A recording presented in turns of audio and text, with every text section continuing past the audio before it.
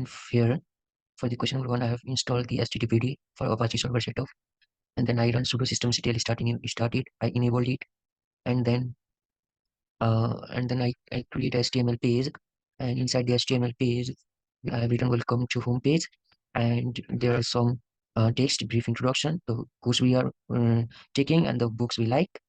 After that, I add port ATP, and then I write the sudo firewall reload. I reload it, and then when I reload it, I could be able to and access through that HTML page by writing localhost homepage.html.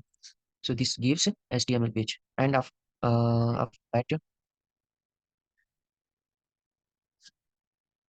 that, for the next question, this is sudo dnf install MySQL server. I first of all install it, and then I enabled it MySQL, and then I check the status. It is enabled, so it is enabled, and then or I can even do MySQL secure installation. This will securely install MySQL. This will ask for new password, new reenter password, and then I add service MySQL permanently in my firewall, and then I reload it. After I reload it, I type MySQL minus u means user with password, and I enter that password, and after that it takes me to MySQL. And I create first of all schema or database group 5 with my initial and my group member initial. After that, I use this database, and then now I'm creating two tables. So there is some typo mistake. So I will show here. Yeah. Yeah, it is from here. So I use it, and then I created student ID primary key. Student ID is primary key here.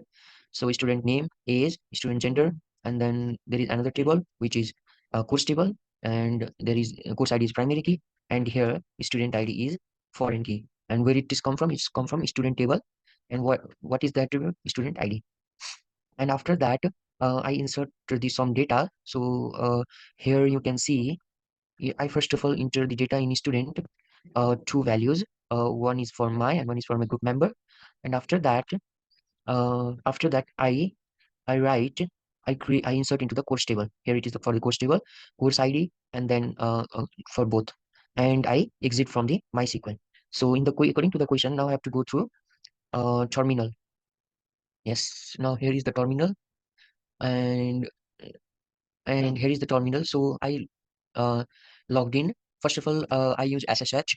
I use SSH to log in into the terminal via SSH, and then once I logged in, then I type MySQL minus new root, and I entered the password. After that, it takes me to the MySQL. There are some typo mistake, but as you can see here, first of all, I went into my database, that group 5 Prakash Saida, and then inside the database I select, inside that group 5 database there is student table, so I select all from the student table, and it gives me table something like wait, something like this: student ID, student name, student age, student gender, and course ID. And from the course table it gives me course ID, course name, course score, and student ID. So that's the case. And actually, sir, I have done this yesterday, so I'm recurring today, so that's why there is connection lost, because here, in the here because here the connection has already been lost, so that's why it's in connection lost. And for the next question, what is in the next question after the MySQL? Inside the two dummy, I have done this. Connect your Windows through terminal. I already shows this. I shows the run command, and then provide screen by screen. So showing Windows and terminal links. I did this. So now J part allow port 8022 port two port and services, two services HTTPD and services to be enabled by firewall as permanent. Okay.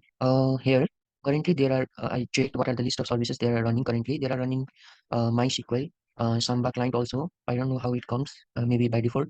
And I install SSH. So I add HTTP. Oh, there was a typing mistake service over here. Uh, First of all, I add port 80 permanently, uh, and then what I did is I add it. After that, I add service permanent. I reload it, and then I add port 22. I reload it, and then I add service HTTP, and then I reload it.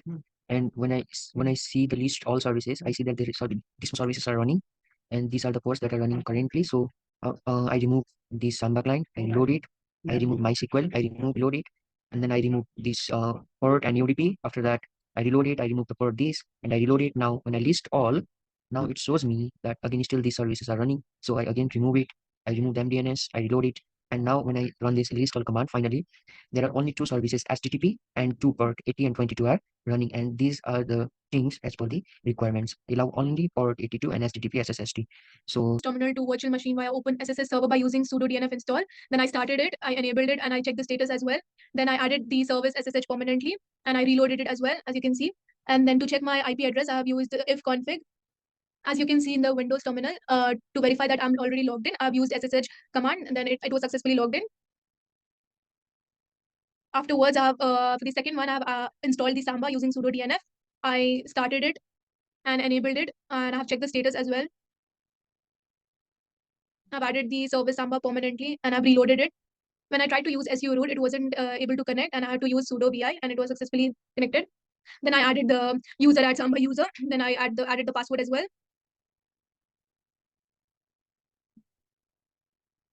I have created two dummy files as well, as you can see in the Windows terminal, which is touch file 1 and touch file 2.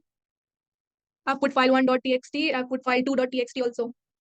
Okay, I'd like to add one point that I've ensured the date and time created, as you can see here in the Windows terminal. Okay, I've used sudo systemctl to stop firewall, and then I've disabled it using the command. By using this command, I verified in the Windows terminal, and it was disabled, and I wasn't able to log in, and that as it was already disabled. And for the fifth one, I've allowed the firewall to enable Samba service. I've started and enabled it, as you can see in the. I'll move on to the sixth one to specify the firewall zone for Fedora workstation. I've added sudo firewall cmd default zone Fedora station to specify it. And then lastly, I've made the changes to Samba service as permanent. As you can see, the command sudo firewall cmd add service permanently. Thank you so much for listening.